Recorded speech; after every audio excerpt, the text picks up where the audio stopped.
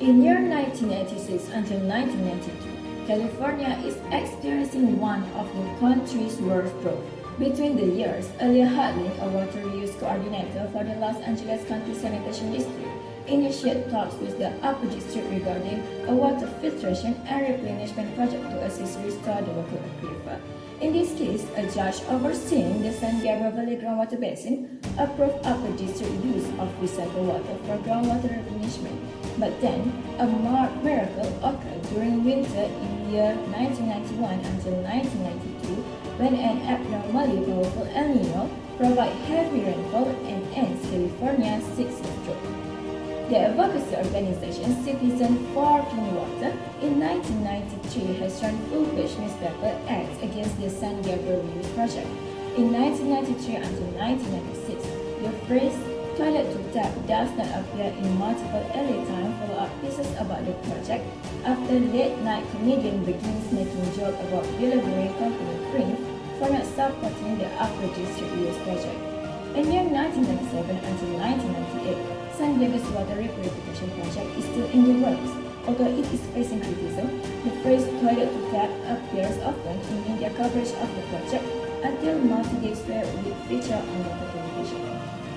In 1999, the San Diego City Council voted to put the water repurification project on hold due to a variety of concerns.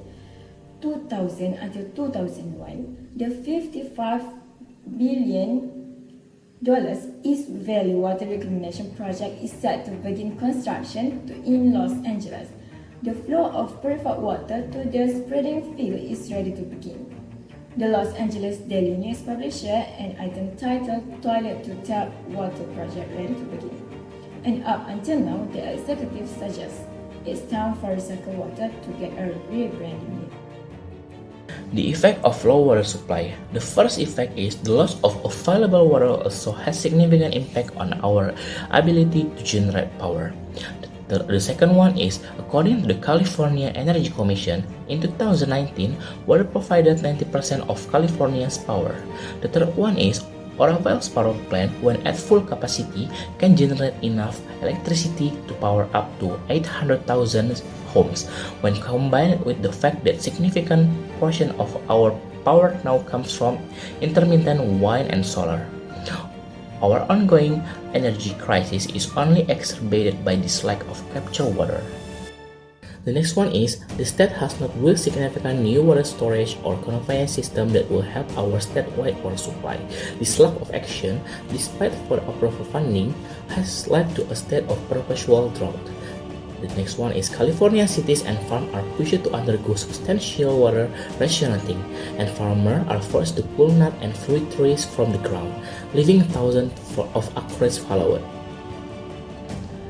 The next one is, according to the Miller attorney and Tori O'Kelly, the ban of recycled sewage water could increase the breeding ground of disease-carrying mosquitoes.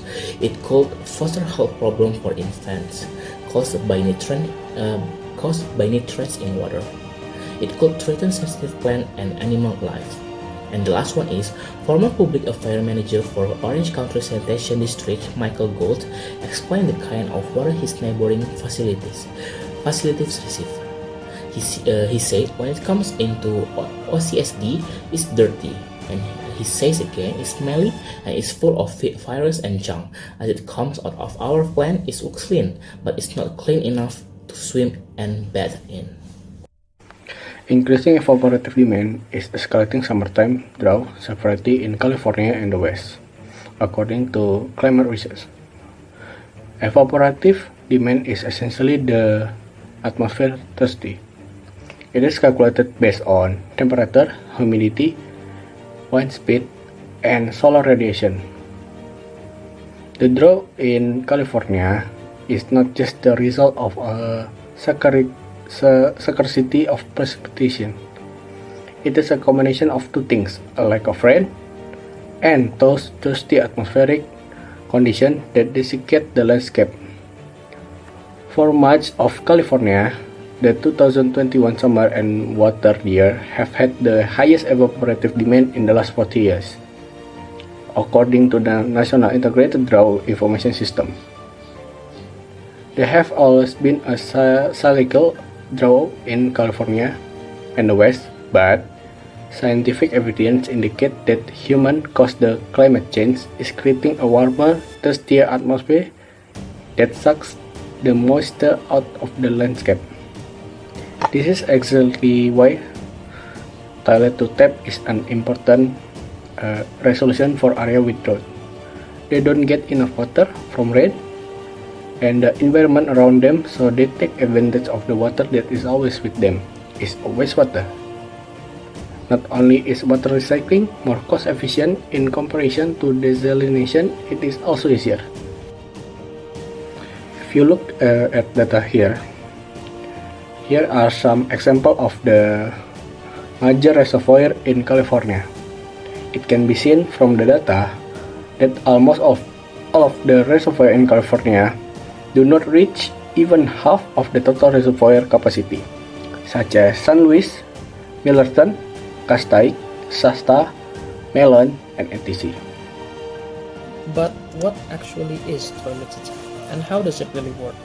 Now, when someone usually reads toilet to tap, it isn't something most people want to hear. This is because it's exactly what the name implies it is. Toilet to tap is an ingenious solution to California's water crisis. In layman's terms, basically, the sewage water that's been flushed down toilets in Orange County, Southern California, is then turned into drinkable water that can be accessed by our tap. Most of you might ask or wonder, isn't drinking former toilet water gross? Well, in theory, probably. But the reality is that recycled water can even be cleaner than most tap water. Matter of fact, purified water produced in California with state-of-the-art technology is of higher quality than most bottled water. Alright, but now how does toilet to tap work? After the water has been treated and sent to the groundwater replenishment system, or better known as GWRS, it undergoes 3 processes to make it drinkable. First would be microfiltration, followed by reverse osmosis, and finally ultraviolet disinfection. The first process is microfiltration. This will get rid of bacteria, protozoa, and suspended solids in the liquid by pushing it through a series of fiber membranes filled with tiny hollow tubes. Following microfiltration, the water sits in a large holding tank. Next, we have reverse osmosis. During reverse osmosis, specially made plastic sheets allow the passage of water while harmful material as small as a molecule is separated out. This allows the water to become potable. And finally, the last stage for the former sewer water, ultraviolet disinfection. During this disinfection step, steel cylinders that are filled with ultraviolet light bulbs destroy any of the water's remaining viruses. After this, minerals will be added back to the water before distribution. People still find it hard to believe that this toilet to tap water is actually drinkable and harmless for their body.